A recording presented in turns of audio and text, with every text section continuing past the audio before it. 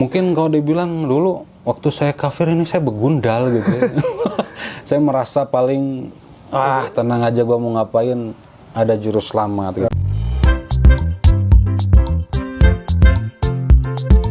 Assalamualaikum warahmatullahi wabarakatuh. Ketemu lagi di channel Adama Entertainment, channelnya tentang video Islam dan juga kisah mu'alaf. Sebelum mulai, jangan lupa untuk like dan juga subscribe ya. Tanpa panjang lebar, ayo kita saksikan. Baik, Kang Erik. Nah, berarti Kang Erik agamanya waktu itu Advent langsung. Oh, Advent ya? Dari Kristen Advent, alhamdulillah. Alhamdulillah Kristen Advent. Jangan ya. Subhanallah. Enggak, alhamdulillah enggak ya. Alhamdulillah udah enggak gitu ya. Alhamdulillah udah enggak. Okay. Udah enggak Baik, gitu. Kang Erik. Masya Allah. Kang Erik, Advent. Saya pengen kepo nih. Advent itu apa bedanya Advent sama Kristen? Tentu Yang lain. ada perbedaan yang cukup mencolok dari pelajaran, pengajaran dan juga Iya. doktrinnya tentunya berbeda. Baik. Karena dulu saya lahir dibesar di Kristen Advent dan saya ngajar, Mas. Saya ngajar di 3 sekolah sekaligus. Tapi sekolah yang satu nggak tahu saya ngajar di mana, sekolah satu lagi taunya saya cuma itu, sekolah yang satu lagi sama. Jadi 3 gitu. sekolah, istilahnya saya backstreet dari 3 sekolah lah. Oh gitu. Jadi yang utamanya saya ngajar di Kristen Protestan. Yang keduanya saya di Katolik cuma sebentar. Kristen Katolik sekolah ada santanya gitu lah ya. Oh iya. Nggak saya sebutin karena menjaga apa tuh? Menjaga Etika ya? etika tempat saya kerja dulu. Terus satu lagi di sekolah sahabat Advent tentunya. Nah, Advent ini ajarannya tentu hampir mirip dengan Islam. Tidak memakan makanan yang haram. Oke. Tidak makan babi, tidak makan binatang yang kaki 4 bercakar dan segala macamnya. Advent itu kesehatannya sangat dijaga. Rokok, kopi, teh itu nggak boleh. Nggak boleh. Jadi kalau mendekati Islam ya hampir ya. Tapi sesembahan yang beda. Oke, gitu. gimana kalau sesembahannya? Tetap sama. Jadi maksudnya semua Kristen pasti sama, mempertuhankan Nabi Isa alaihissalam. Tapi ada satu perbedaan yang cukup mencolok, yaitu di masalah makanan sama ibadah. Kan kalau Kristen Protestan dan Katolik, mereka ibadahnya hari Minggu rata-rata semuanya. Tapi kalau sama kayak saya dulu. Kalau Advent itu hari Sabat atau hari Sabtu. Oh, Sabtu. Karena dalam Bible dikatakan ingatlah dan kuduskanlah hari Sabat, bukan hari Minggu. Jadi inilah yang sering terjadi bentrok antara gitu. Katolik, Advent, Protestan, Pantekosta, Mormon, Ortodoks, terus apa lagi ya, aliran-aliran Kristen yang lain ya. komplit lah gitu. Tapi bisa beda-beda gitu ya? Bisa kayak beda. Kayak madhab jadi saya ngeliatnya nih. Nah, kayak mazhab. Jadi ada mazhab Maliki, Syafi'i, Hambali. Iya. Sekarang itu beda pandangan, tapi tetap ya kan. Kalau di Islam tetap la ilaha illallah, Muhammad Rasulullah. Baik. Kalau di mereka beda. Ada yang menyembah langsung dalam nama Yesus Kristus, Tuhan dan Juru Selamat. Ada Tuhan Yesus Allah yang hidup. Ada dalam nama Bapa, Anak dan Roh Kudus, dan satu lagi ibunya Maria itu. Jadi ada perbedaan-perbedaan yang cukup mencolok lah. Baik. Pada intinya mereka salah semua. Tetap Islam lah nomor satu. Baik, masalah. Baik, Kang Erik. Selain jadi guru di Advent itu, apalagi kegiatan Kang Erik di waktu di agama yang dulu? Kalau dulu di Advent saya paling aktif. Dulu ada, kalau di Advent itu namanya Pathfinder. Pathfinder itu seperti pramukanya Kristus lah. Jadi melayani. Kristus punya pramuka itu. Jadi melayani orang-orang yang memang tidak mampu. Lalu kalau kita bahasa sekarang lagi gaulnya mah misionaris lah. Oh, misionaris. Jadi kita pergi ke beberapa gereja. Dari situ di gereja kita minta proposal, sumbangan untuk berbagi kepada lingkungan sekitar supaya mereka bisa menerima Yesus sebagai Tuhan dan Juru Selamat. Jadi gitu. ada proses kristenisasi lah. Pada misi-misi gitu ya? Itu ada misinya itu. Di Advent itu paling gencar. Satu lagi, aktifnya di dalam bidang apa tuh? Kalau kita sering lihat pengobatan gratis. Oh iya, saya sering tuh. Jadi dari situ disebarlah ke seluruh gereja di Bandung untuk membantu orang-orang yang sedang kekurangan. Gitu. Mohon maaf, Kang Erik. Mohon maaf ini agak dalam ya. Apa pernah ada korban nggak yang murtad gara-gara Kang Erik? Korban? Nggak bisa dihitung ya. Aduh. Yang terakhir korban saya gitu ya. Aduh, jadi korbannya nggak? Korban saya itu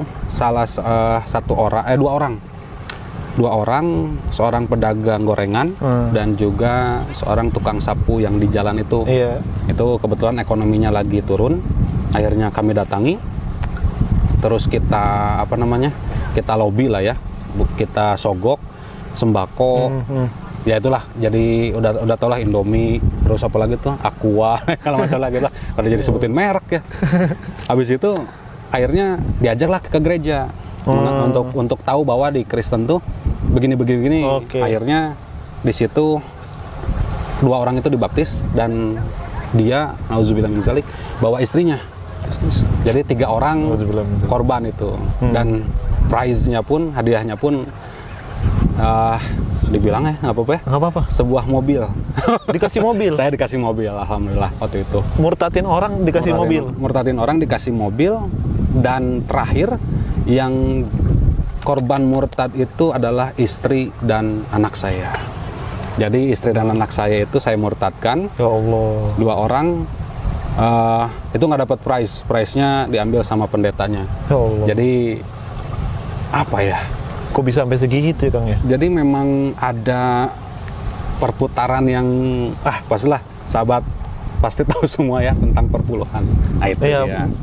Jadi dari perpuluhan itulah kalau saya bongkar ini lebih dalam lagi. Baik, coba gimana Kang? Lebih ini lagi ya. Jadi perpuluhan itu kita ini ada persembahan kasih, persembahan misionaris, persembahan untuk gereja dan persembahan untuk pengkhotbah.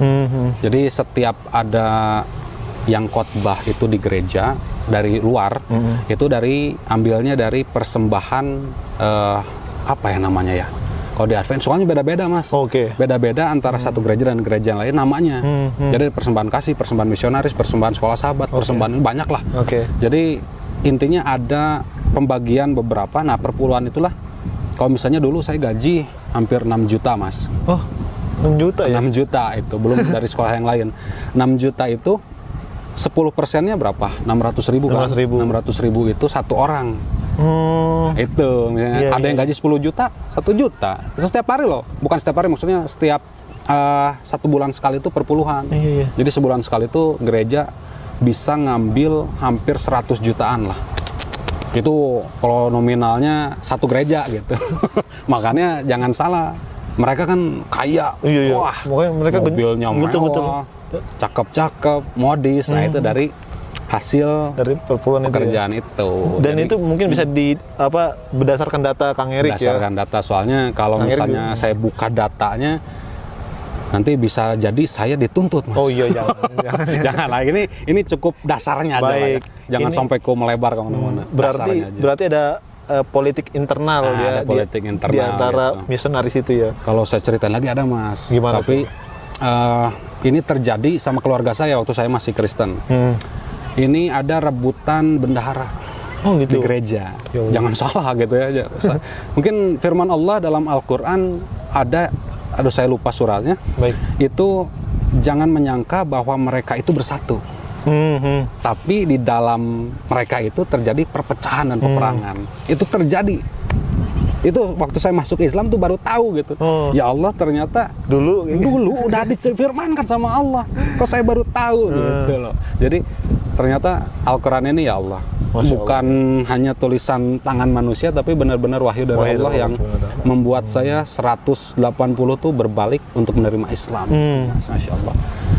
Dari situlah insya Allah sampai mati lah, bukan insya Allah ya, pasti saya sampai mati Islam gitu. Masya Allah, sampai segitunya Kang Erik ya. Nah, lagi aktif-aktifnya nih, lagi gencar-gencar sampai mohon maaf yang ngajak istri murtad juga gitu kan ya. Terus kenapa kok bisa balik ke Islam gitu, atau bisa memilih Islam? Nah, ini kisahnya menarik Mas. Jadi dulu pernah berapa tahunnya? 3 tahunan lalu lah. Saya kan baru Islam nih, dihitung masih umur jagung Mas, masih 3 tahunan. Idul Adha tahun 2018 itu saya sama istri nggak sengaja ngobrol. Jadi lagi ngobrolin tentang masalah kegiatan ibadah. Saya lupa lah antara mohon maaf disebutin gitu ya, antara ISIS sama lingkungannya lah gitu. Sampai-sampai masuk Indonesia. Saya bilang ini loh, ajaran Islam tuh kayak gini. Saya bilang ke istri saya gitu. Didoktrin ya istri. Didoktrin istri saya supaya dia tuh nggak semakin yakin dengan Kristen. Semakin kita berserah diri aja sama Yesus, kita pikul salib Yesus sama-sama. Kita susah, kita senang bareng-bareng lah. Iya. Jangan sampai kita mau terjun ke agama mereka, agama nggak manusiawi, saya bilang gitu. Nah, istri saya bilang, tapi di Islam beda loh gitu. Ibadahnya setiap ada azan selalu langsung pada ke masjid. 5 kali lagi istri saya bilang gitu.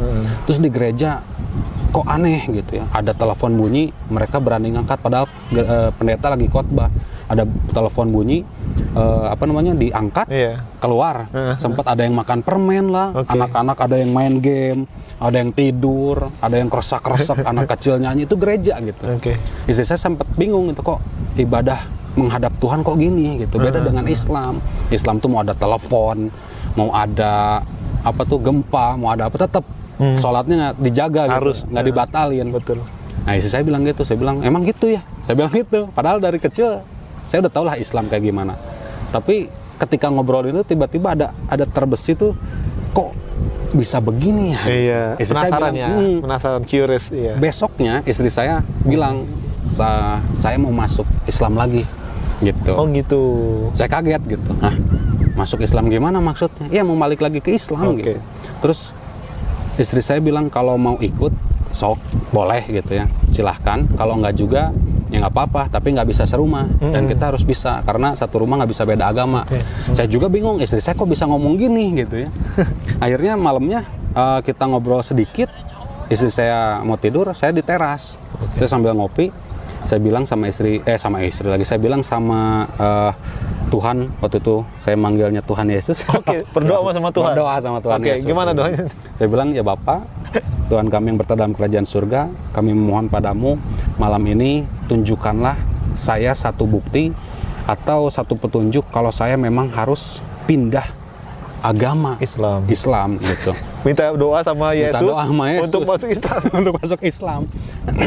Akhirnya setelah itu saya doa, ditutup dengan Bapa kami dalam surga, dikuduskanlah namamu, datanglah kerajaanmu, jadilah kehendakmu di bumi seperti di surga, berikanlah kami pada hari ini makanan kami secukupnya, dan ampunilah kami atas segala dosa-dosa kami. Nah ya seterusnya gitulah ya, jangan diterusin lagi, nanti diikutin lagi kan. Habis sudah Bapa kami beres, kita tidur, dan sepanjang itu tuh saya mikir, kalau memang ada juga yang nyinyir ke saya, ini sebelum masuk ke dapat hidayahnya, ada yang nyinyir ke saya, wah ini Erik nih masuk Kristen, masuk Islam gara-gara nggak mau ditinggalin istri, atau gara-gara nggak mau ditinggalin, atau gara-gara wanita lah istilahnya gitu, harta tahta wanita. Ini wallahi demi Allah, saya ngomong kayak gini baru pertama. Kalaupun saya memang masuk Islam karena wanita, lebih banyak wanita-wanita Kristen yang lebih cantik, yang lebih wow, lebih kaya, lebih menarik, lebih dari segalanya lah dari istri saya. Tapi karena memang hidayah dari Allah, Allah tunjukkan melalui kurban. Jadi saya dapat hidayah ini pagi-pagi ketika ada yang kurban waktu itu. Saya masih ingat di depan masjid ada sapi tergeletak. Saya liatin gitu, kok ini mikir gitu. Sambil Allahu Akbar, Allahu Akbar, Allahu Akbar, la ilaha illallah, Allahu Akbar. Terus bismillahirrahmanirrahim, sapi nomor ini pokoknya ramai kan gitu. Saya liatin disembeli. Tiba-tiba terbesit di kepala saya Abraham. Saya bilang, oh iya ya, Abraham dan Ishak juga sama seperti ini. Gitu. Di ajaran Advent. Pokoknya semualah di kitab suci orang Kristen pasti ada Abraham dan Ishak. Alhamdulillah dalam Islam Nabi Ismail lah yang mau yang mau disembeli. Nah, ketika saya lihat itu, oh iya ya, Abraham dan Ishak juga kan melakukan hal ini, tapi diganti dengan seekor lembu atau domba lah gitu, seekor domba. Saya mikir juga di situ, kenapa orang Kristen nggak ngelakuin ini? Padahal ini ini tuh satu perjanjian antara Allah dan Abraham dalam kitab sucinya orang Kristen. Sampai saya mikir, oh iya ya. Taunya saya nanya ke seorang pendeta, kebetulan pendeta saya namanya pendeta Nit ya, saya sebutin, sensor ya, orang Jawa ya. Terus saya tanya, Pak Pendeta, ini saya masih bingung nih dengan ini, kenapa orang Kristen kok, atau kita lah sebagai orang Advent tidak melakukan sesuatu yang sama dengan apa yang dilakukan Abraham dan Ishak. Sunat aja dilakukan, jadi Advent itu sunat dari kecil. Mungkin yang lain juga ada lah ya. Oke. Ada orang-orang Kristen yang disunat. Nah, saya tanya ke pendeta, sunat aja dilakuin, kok kita nggak kurban sih? Bukan gitu Mas Eri katanya, karena kurban itu kita sudah Yesus sudah ganti. Jadi Yesus mati di kayu salib, itulah kurban yang sesungguhnya.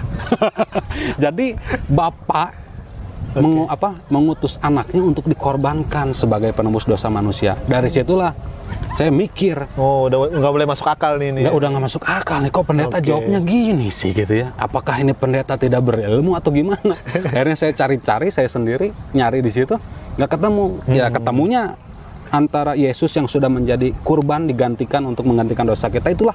Jadi intinya di situ. Jadi saya mikir nggak masuk akal nih gitu ya. Bahkan Musa aja sampai zaman Yesus masih melakukan Paskah gitu. Paskah kan menyembelih domba. Tapi kok tiba-tiba kurban diganti dengan manusia sih Yesus gitu. Dari situlah saya mikir, wah ini udah nggak bener gitu ya. Akhirnya pagi-paginya habis lihat itu tuh, saya dipanggil sama saudara saya untuk ngambil sepotong daging lah ya, kan kurban dibagi-bagi. Dikasih. Terus saya dikasih selembar kertas. Itu tulisannya masih tulisan Latin tapi ada bahasa Arabnya. Itu kalau sekarang Quran surah Al-Ikhlas. Nah dari situlah saya dapat kertas itu, terus saya baca, nggak ngerti nih. Ini bacanya apa? Gitu. Arab ya soalnya. Baca tulisan cacing kok dikasih ke saya, itu dulu saya gitu. Cacing. Saya ngehinanya itu Islam, tulisan cacing kok dibaca gitu. Wah, itu pokoknya ngeri banget lah saya menjelekkan Islam tuh, tapi nggak secara verbal gitu ya, nggak kayak sekarang kan di YouTube, wah banyak yang hina Islam. Dulu nggak kayak gitu. Jadi wah tulisan cacing kok dibaca, disimpan dia bilang. Terus saya bilang, coba baca katanya teh, sok diajarin. Ya gimana bacanya? Qul huwallahu ahad, Allahus somad, lam yalid walam yulad walam yakul lahu kufuwan ahad. Itu dibacain sama istri saya. Saya bilang, kok masih ingatnya? Masih ya tuh kan gitu kan. Istri saya bilang gitu, coba dibaca. Saya pelan-pelan baca. Udah aja. Nah, terus habis itu ada seorang guru ngaji dari saudara saya ini, ngundang guru ngaji untuk ngajarin anak-anaknya.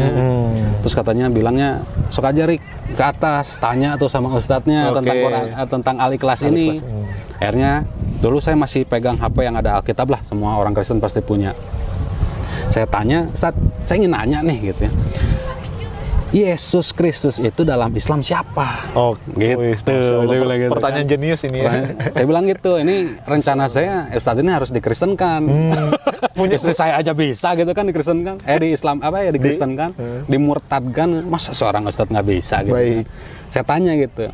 Terus Ustadz bilang itu kalau di kami sebagai umat Islam, Yesus Kristus itu adalah Nabi Isa Al-Masih alaihissalam, katanya anaknya Siti Maryam gitu. Di Kang Eri kan namanya Maria gitu. Di kami namanya Siti Maryam. Oh gitu, saya bilang. Terus saya tanya lagi, kalau Yesus Kristus adalah Isa Al-Masih, saya tanya gitu kan. Terus gimana nih dalam Al-Qur'an bahwa Isa Al-Masih itu adalah Allah, saya gituin, itu adalah Tuhan. Yang benar Kang Eri gitu kan. Ya coba aja ini Syiratal Mustaqim, tunjukkanlah kami jalan lurus. Terus buka Quran surah Al-Maidah, saya bilang gitu kan. Al-Maidah ayat berapa ya, saya lupa ya Allah. Pokoknya di Al-Maidah inilah jalan yang lurus gitu. Aduh saya lupa lagi ya. Adalah pokoknya ayatnya, pokoknya sahabat tahu lah ya, yang sering saya bacain tapi saya lupa ya Allah hari ini.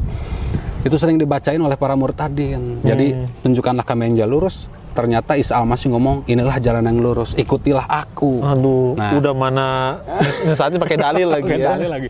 Akhirnya, enggak Kang Eri, kata Ustaz itu. Kalau di kami, Isa Al-Masih, kami tidak membeda-bedakan antara Nabi satu dengan Nabi lain. Semuanya setara. Hanya yang kami ikuti adalah Nabi Muhammad. Baik. Coba di Kang Erik katanya gini, ada nggak dalam kitabnya Kang Erik perkataan bahwa ini lihat, katanya dibukalah Quran surah Al-Ikhlas lagi.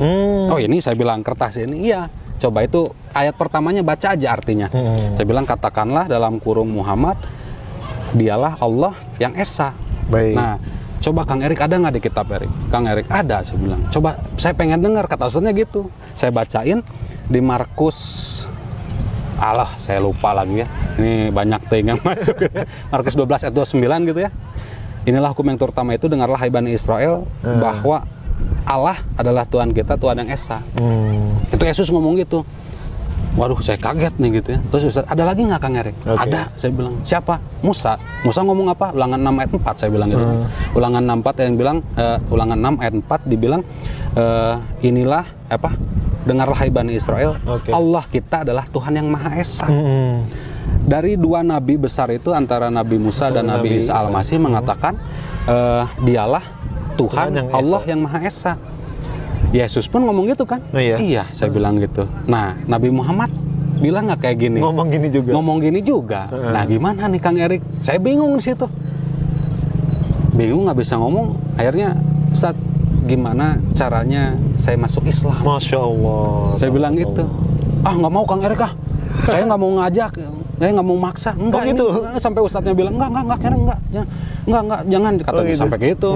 Enggak benar Ustaz, saya mau masuk Islam, gimana caranya? Nanti saya disangkanya dimaksa. Saya nyangkanya sampai Ustadznya bilang gitu. Namanya Bang Ijal dipanggilnya. Oke. Kebetulan beliau seorang seorang kepala sekolah di daerah Bandung, cuma sekarang pindah katanya ke Kalimantan. Saya pengen ketemu lagi gitu ya. Nah, itu habis dari situ, bener Kang Erik, bener. Ya udah, malam ini kita ke guru saya. Baik, Masya Itu jam 10:30 malam, saya masih ingat. Masya Allah. 10:30 malam kita pergi ke sana naik mobil saudara saya ke pesantren Ibnu Hajar yang dipimpin oleh Ustadz Ruslan Apad Ruslan Apad, saya lupa lagi. Itu pesantren Ibnu Hajar daerah Bandung juga, di sini di dekat Marga Cinta lah, Pandanongnya di situlah. Akhirnya saya dibawa ke sana dan Ustadz itu pun kaget. Ustadz Apad ini kaget. Kang Erik, benar nih katanya nggak ada yang maksa, nggak ada yang ini Bang Ijal nih kata jangan-jangan maksa Kang Erik gitu kan. Masya Allah. Enggak, saya bilang nggak ada yang maksa. Tapi Islam berat Kang Erik, sampai kayak gitu. Oh iya. Jadi nakut-nakutin gitu kan. Islam itu berat. Yang pertama tuh harus ngucap syahadat katanya. Yang keduanya harus sholat loh, terus harus zakat loh, terus harus puasa loh, terus harus haji kalau mampu. Saya bilang, emang seberat apa sih? Saya bilang, ya seberat apa Pak? Saya bilang, ya pokoknya Islam itu berat. Yang penting harus sholat dulu aja deh. Saya bilang, benar saya mau masuk Islam. Bener nih, kata sampai nggak percaya gitu. Beda ketika Kang Erik dulu ya. Kalau Kang Erik beda lah. Langsung, ayo. Wah, ini dia mangsa domba yang hilang. Ambil. Baptis. Tapi ini ditakut-takutin. Akhirnya Ustadz Apad bilang, ya udah kalau gitu, ini nggak ada paksaan, nggak ada yang maksa Kang Erik. Kang Erik datang ke sini sendiri atas permintaan Kang Erik. Kang Erik mau ikutin ucapan saya, katanya sampai bilang gitu. Baik. Saya bilang, ucapin apa Pak? Ikutin saya. Ini bahasa Arabnya dulu ya. Asyhadu an la ilaha illallah wa asyhadu anna Muhammadan abduhu wa rasuluh. Itu digituin. Saya bilang, ikutin. Saya ikutin. Terus aku bersaksi bahwa Muhammad adalah hamba dan utusan Allah. Masya Allah. Nah, dari situ saya bilang, saya belum dapat feel-nya tuh waktu itu. Belum dapat, wah inilah Islam. Enggak, boro-boro gitu ya. Yang penting saya udah ngucapin syahadat Islam. Nah, ini saksinya di situ 1, 2, 3, 4. Jadi Ustadz Apad sama istrinya, Bang Ijal, saya sama istri dan saudara saya. Ini biarin nggak ada orang banyak. Ini antara malaikat dan Allah yang tahu bahwa Kang Erik sudah bersaksi dan bersyahadat. Katanya gitu. Akhirnya pulanglah kami, udah beres dari situ, diajarin, dikasih selembar, bukan selembar ya, sebuah buku untuk tuntunan sholat. Jadi diajarin dulu di situ sampai jam 11:30, diajarin sholat dulu. Jadi sholat yang pertama, biar Kang Erik aman, ke masjid aja lah. Ikutin katanya gitu. Siap, saya bilang gitu. Udah. Nah, jalan 2 minggu, keluarga besar dari istri saya nggak tahu berita ini.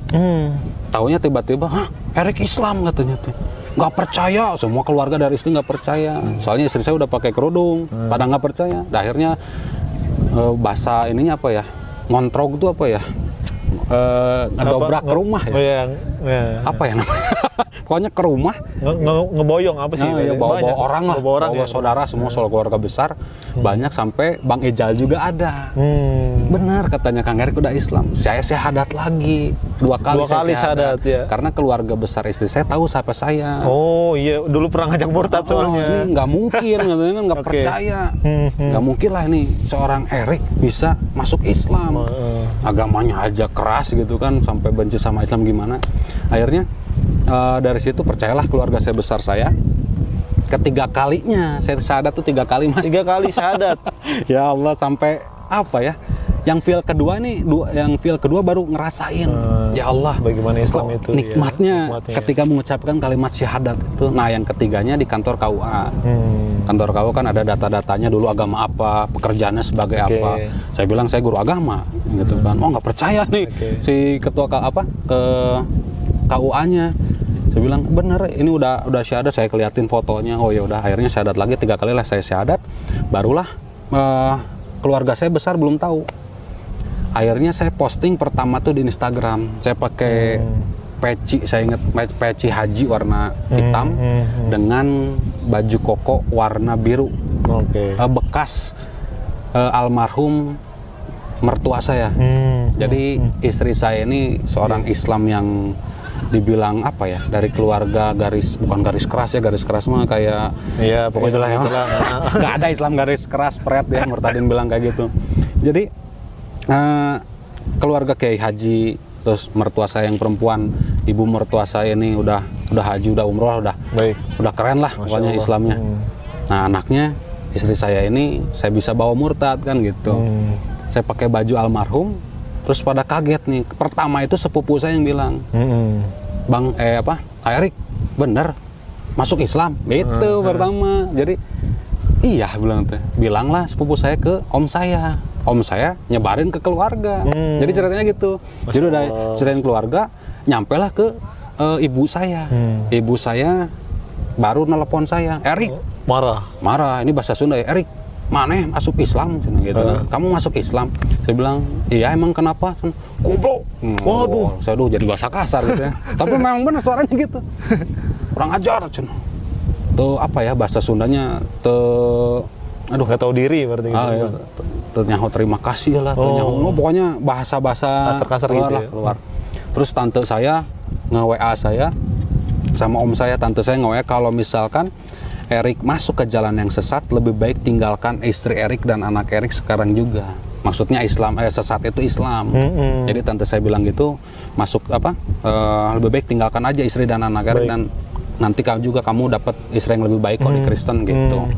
Terus om saya bilang, bodoh. Pokoknya bahasa kasar gitu, udah dikasih tiket. Udah dikasih tiket ke surga sama Yesus malah dibuang sia-sia. Kamu dasar anak bodoh, anak TO gitu lah. Ya Allah, saya bilang kok gini banget ya. Terus ibu saya terakhir WA-nya udah saya hapus. Ibu saya bilang begini, kalau tahu bahwa kamu masuk Islam, lebih baik dari kecil kamu dicekek. Itu saya nangis, ini saya nggak mau nangis aja hari ini ya. Itu nangisnya sampai meronta-ronta.